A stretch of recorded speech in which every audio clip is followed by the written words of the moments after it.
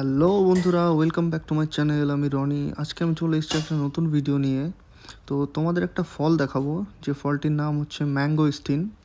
এটা কিন্তু একটা এক্সোটিক ফলের মধ্যে পড়ে, যেহেতু সচরাচর আমাদের ওখানে পাওয়া যায় না, মানে আমাদের দেশে ইন্ডিয়াতে।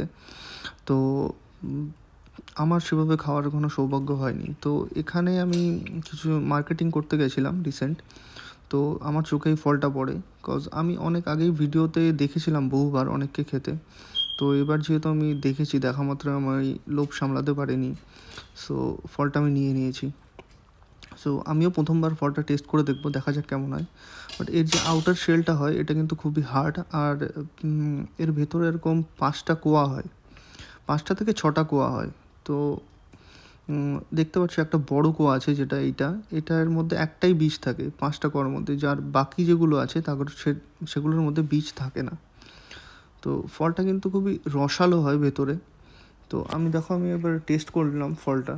আর সত্যি বলতে এটা খুবই মিষ্টি এবং একটা অন্যরকম স্বাদ। এখনও অবধি এরকম আমি ফ্লেভার এখনও অবধি উপলব্ধি করিনি। আমার তো খুবই ভালো লেগেছে। তোমরা যদি পেয়ে থাকো কোথাও, তোমরাও ট্রাই করে দেখো, আশা করি তোমাদের ভালো লাগবে।